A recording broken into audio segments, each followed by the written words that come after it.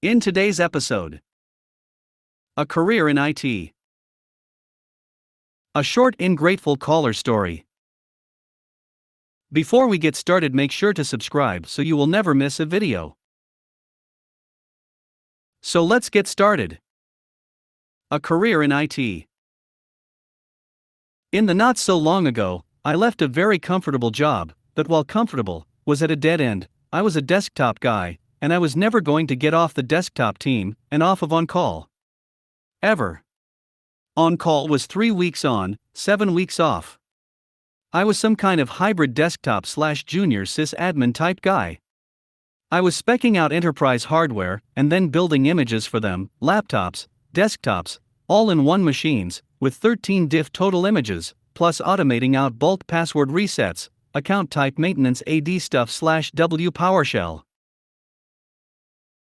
So in the age before the Great Resignation, before the vid, I dolled up my resume, and I went looking for greener pastures, and I found it. First sysadmin title bump, pay bump, no on-call. Happily ever after, or so I had thought. In hindsight, my entire interview process was one giant series of red flag. After I applied online, they emailed me and wanted me to interview the next day. I actually called in sick to work to go that interview. After I interviewed at 11, they called me back by 1 with an offer, paperwork by 4. Signed, sealed, delivered. They told me that they were rushed this because the CIO and infrastructure manager were both going on vacation in 7 weeks, and they needed me to backfill both positions. They wanted me to give 1 week's notice, but because of the on-call situation at my previous gig, I wasn't going to go out like that. I gave 3 weeks' notice and enjoyed saying goodbye to a great gig, but onward to greener pastures. Even though it's a spring, the greener pastures are not green. I had 3 weeks to crash course the infrastructure environment to backfill the infrastructure manager before he went on vacation to a place where he would not be available to even answer TXT messages if I had an emergency to reach him.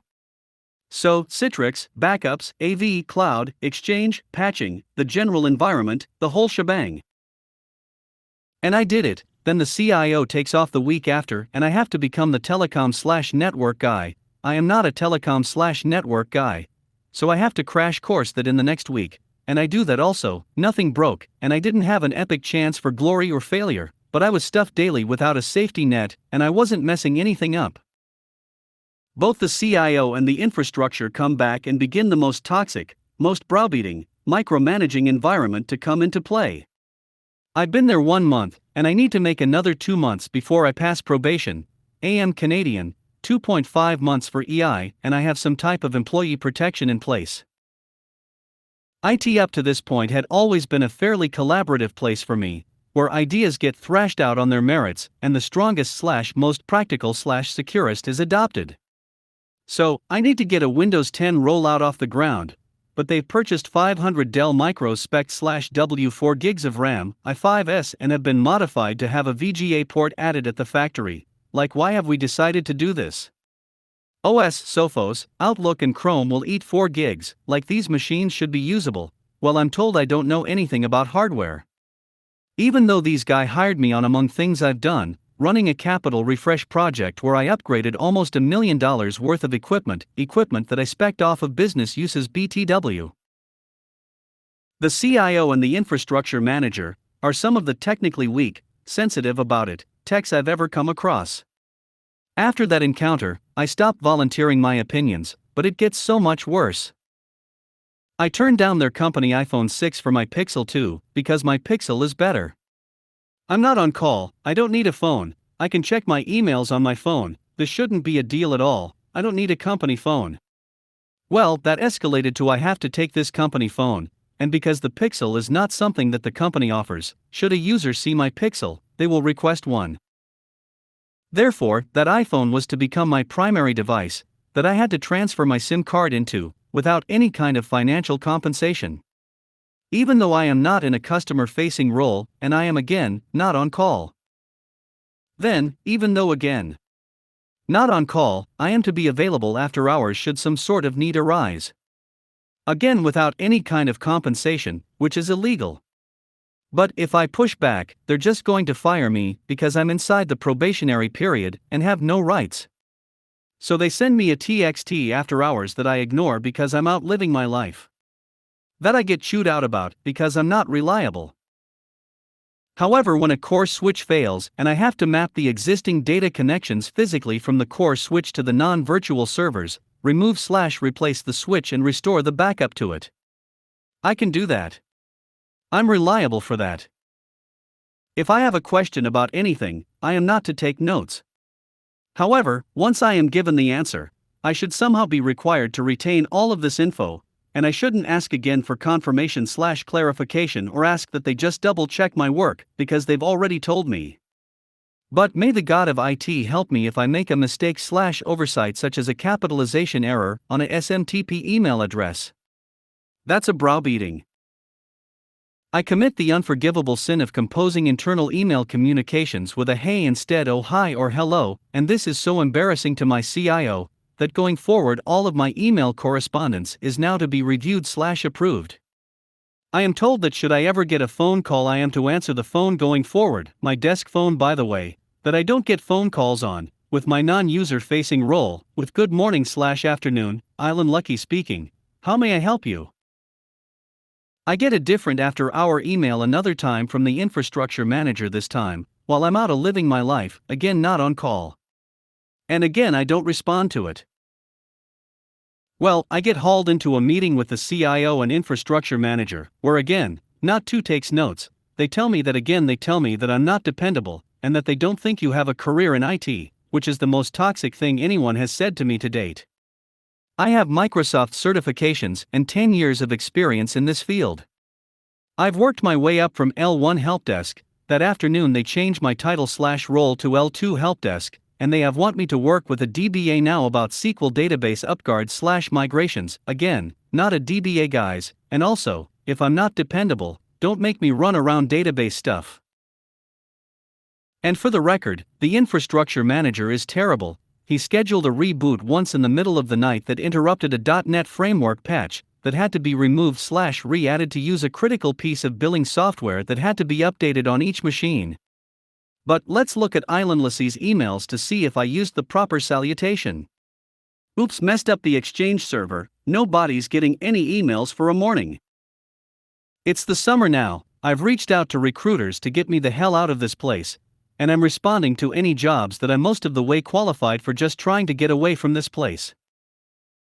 But the IT gods are making me suffer and the stars haven't aligned. The day before my probationary period expires, 15 days before I qualify for employment insurance, they let me go.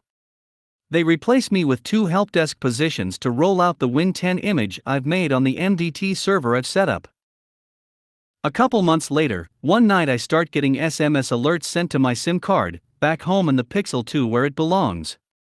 The SMS alerts are from a server closet at that gig. But I shouldn't be getting these alerts as I am first of all, no longer at that company, and count of all, I never was on call. Been a couple years since then, when that summer ended, I got a different sysadmin gig. I've been flipping from gig to gig looking for my forever job. I'm up 20k from that nightmare job, same title, better benefits. If you aren't happy at your current gigs, my dudes, you should dust off the old resume and see what's out there. This morning, I've had some time on my hands, it's quiet at the office, didn't get to take any time off around the holidays, and I looked that company's LinkedIn up to see who's still there. And lo and behold.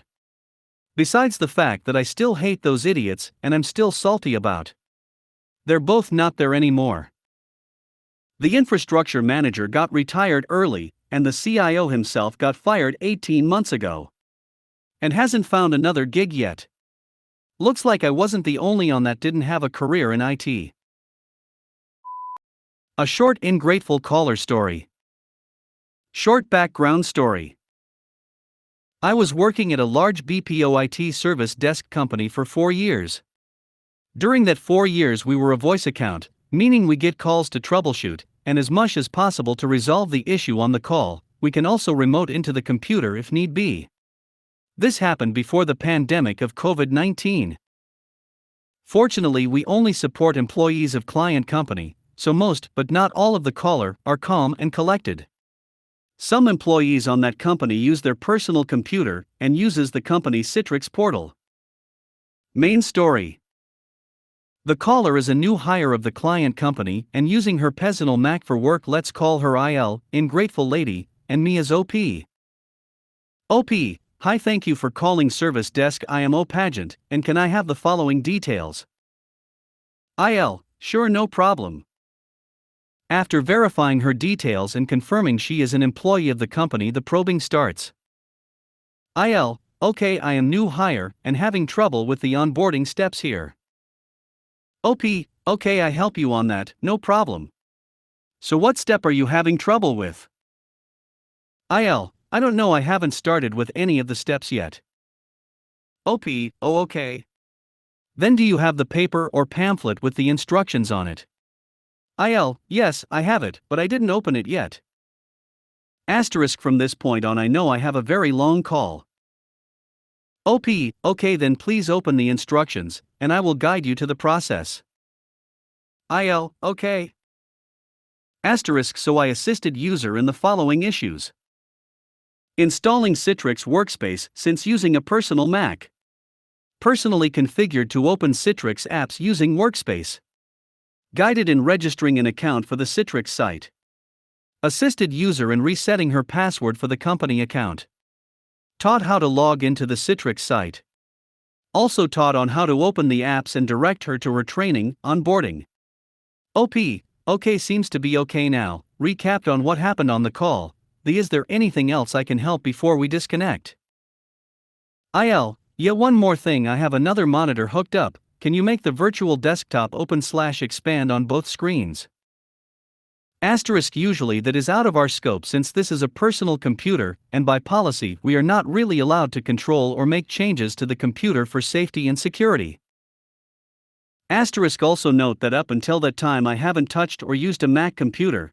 I am a techie guy, but used only Windows, so the settings and versions for like new for me. But since the call was already like an hour and my AHT, average handling time, for that day is done for, might was try to do it. I was able to extend the other monitor, but wasn't able to extend the VDI to the other screen, was able only to full screen on either monitor. I know how to use dual monitors cause using one during that time also with company VDI. So I apologized since unable to do it and tried to explain that since using a personal computer it may not be compatible to extend to dual monitors. IL, but my coworker has the same setup as me and was able to do it and you can't? OP, then if you can, please contact her and get the ticket no, so I can replicate the steps she did. IL, I don't have any contact with that coworker. I just know we have the same setup and you guys was able to solve this issue. Asterisk, so from that statement she doesn't have proof of the resolution, she just knows it us who resolved it for her coworker and refusing to call her coworker to either help me or self-service her own problem.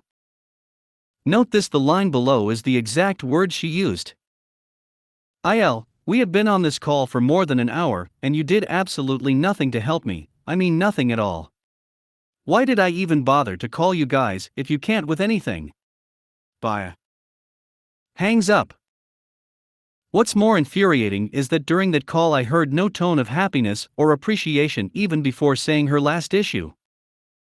Then she have the balls to give a negative survey.